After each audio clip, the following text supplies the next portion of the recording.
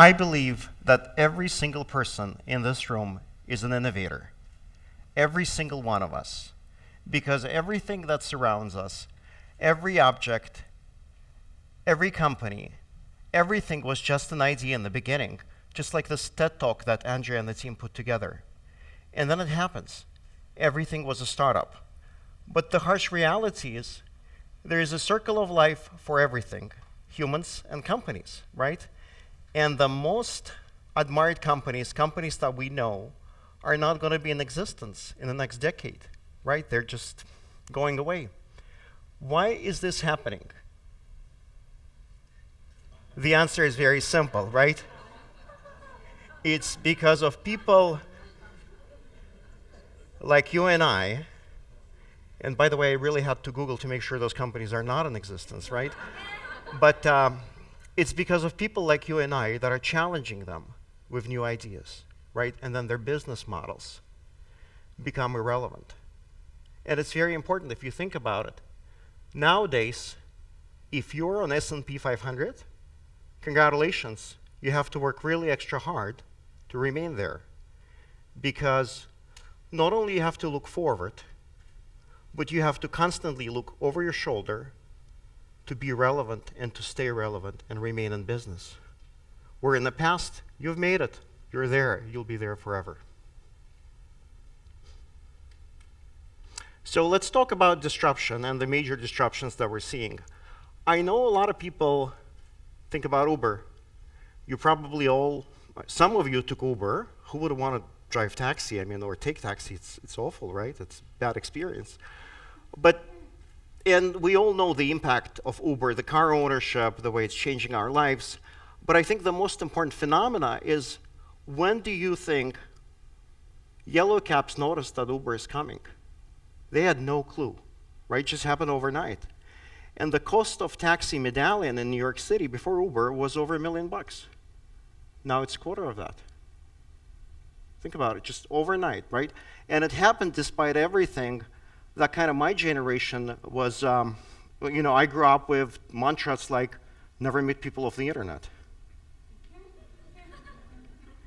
Don't get in strangers' cars. Right? But that's exactly what we're doing right now, and it's just kind of natural, right? And it's pretty cool. But Uber is happening, and it's changing not only is changing kind of our experience, but it's changing the way the car manufacturing, for example, because it makes car manufacturers a bit nervous, right? The other thing, phone, TV, and media, right? Just think about it. Let's begin with the phone, right? We can't even explain the expression, hang up the phone, to our kids. Right? Hang it where?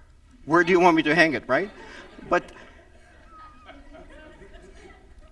the state-of-the-art bulky satellite dish, right, that I was so proud of. I remember I had Dish Network. Useless, right? It just doesn't belong anywhere. But what's really interesting is, just like with Uber, all of this is becoming a collection of apps. And just like with Uber, everyone can be a driver and everyone can be a passenger. Here, with phone, TV, and media, everyone could be a subscriber. Yet everyone could be a publisher and get to customers around the world overnight. Retail store. I know we all talked about the innovation in retail, but who would have thought when 25 years ago, or 26 years ago, a small startup from Seattle sold its first book on the internet that would completely transform the way we shop for products and services and for everything. Right now, it's just a completely different experience. And if you think about the quintessential American, when I came to the United States, like the American Mall, oh my God. The quintessential American Mall is gone.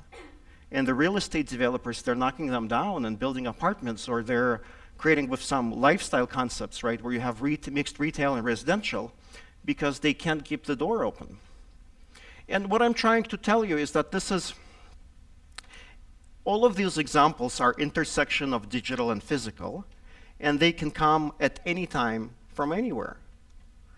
What if I were to tell you 2 years ago that millions of people overnight would roam the streets of their cities with iPhones looking for imaginary creatures? Right? You tell me it's a psychiatric case. Right? In Russia, where I grew up, they think it's a CIA conspiracy. But, right, regardless, it happened, right? It happened and it was gone. It was gone overnight. But the people that understood this, they profited from those transitions and they really took advantage of it.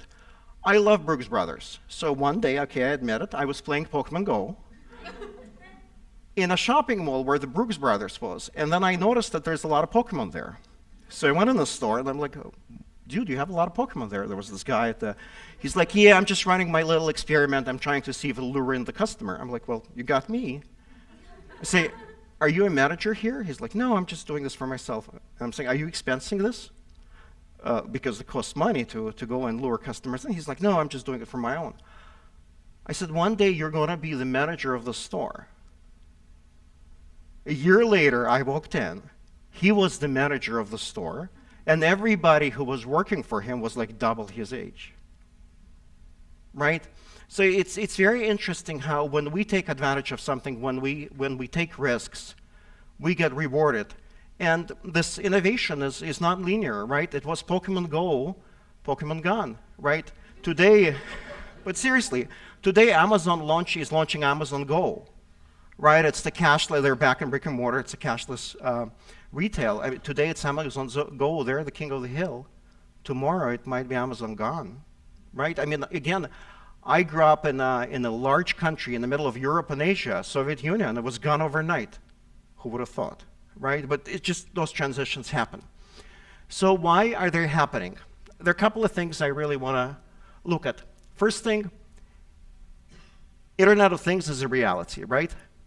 Look at my household. 3 people. I'm going to list them in order of importance. My 3-year-old Matthew, my wife Maria, and then myself. We have over 60 Internet-enabled devices. And we barely have a smart home, right? One of those devices is a smart weight scale that's been publishing my weight trend to my iPhone, which lately I really don't like, but it's a reality. Everything is hyper-connected. Second thing is the speed of innovation, right? I know we just celebrated 10th year anniversary of this wonderful device, right? The iPhone. It certainly changed our life. I think it's changed human experience. I think the jury is still out if it's for good or worse. People are still debating it. But what really created is this virtual app store, where again everyone can become a publisher and they can put their apps on and then serve it to customers practically overnight. Think about it. That did not exist. It's getting to $100 billion, and it all just exists somewhere in the cloud. The third one costs practically nothing to take risks, right? Nowadays, if you want to try your idea, you don't have to have office space. You don't have to have equipment. You don't even have to have employees, right?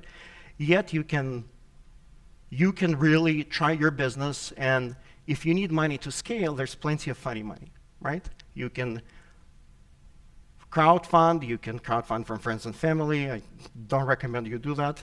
But you can crowdfund with random strangers over the internet and then scale your idea globally. So the talent and capital fuels a lot of transitions. If I were to talk about all the technology transitions here, I could fill slides and slides and slides and slides. The one I'm most passionate about is voice. Let me go back to my son, Matthew. He grows up in somewhat of a voice-enabled home. So he loves talking to Alexa. He's 3 years old. He's like, Alexa, let's do this. Somebody's listening to him, by the way, yeah, and following his commands, right? So he's talking to Alexa, which, by the way, I can't get my wife Maria to adopt. And Matthew has now high expectations for innovation. He expects everything in the household to be voice-enabled. So we have our little vacuum cleaner going, and he's like, vacuum, stop. Vacuum, come here. Right? And he gets quite upset when it doesn't. And I went to his preschool, and I shared this with his preschool teacher. And what she said, Alex, believe it or not, young kids, they go to the window and they swipe their fingers like this because they expect everything in life to be stretchable. But how long until it is? Right? And if you think about the business transitions, the one that I'm passionate about is subscription. I mean, nowadays, we subscribe to everything, our groceries. For $10, you can subscribe to all the music in the world and just consume and listen. We have 2 cats in the household. We subscribe to their litter. And then magically, every month, there's like 4 litter boxes on our doorsteps. But what I don't see in my neighborhood are people subscribing to New York Times, even Sunday edition, right? It's all gone, right? But there's so many new things that are happening. And no matter what those transitions are, the one which I think will all kind of keep us all in business and keep us all alert is security. Because no matter what will happen on the top or on the bottom, security will keep us in business because now that we understand that physical safety and digital safety, it's kind of the same thing. It's very important. Mentally, I work with the internet for many, many years, but I can't get my head to install an internet-connected lock on my front door, right? So it's a very interesting, it's a lot of transitions, a lot of talent, a lot of capital. Think about what you want to do, right, with all those transitions. Think about how you can change your experience and bring it to your everyday life. So what's the recipe? There are a couple of thoughts I want to leave you with. The first one, make what you do your passion. So a lot of people say follow your passion. Very important, right? But making what you do your passion is as important. You don't have to go and start a business or a startup. You can improve, you can find something broken in your community, in your school, in your neighborhood, in your city, and you can improve it. And we've heard TED Talks about that just earlier today. And you can be passionate about that, and you can use all those technologies, right? Do your homework. I think that's one is very important. I worked with startups for many, many years, and somehow they keep inventing things, and then they never bother to Google if they even exist, right? But don't get arrogant at the same time. I remember I worked for a very hot startup at the time called Napster. And one day I got a call from a recruiter, and the recruiter said, hey, Alex, there's a small company in Palo Alto. Do you want to go and head an operations team there? And I said, what's the startup? They said, Facebook. They said, are you kidding me? MySpace already exists. Right? So again, do your homework, but be careful. Look at where you're adding value. The other thing is I work with a lot of engineers, and the question is not can it be built, but should it be built?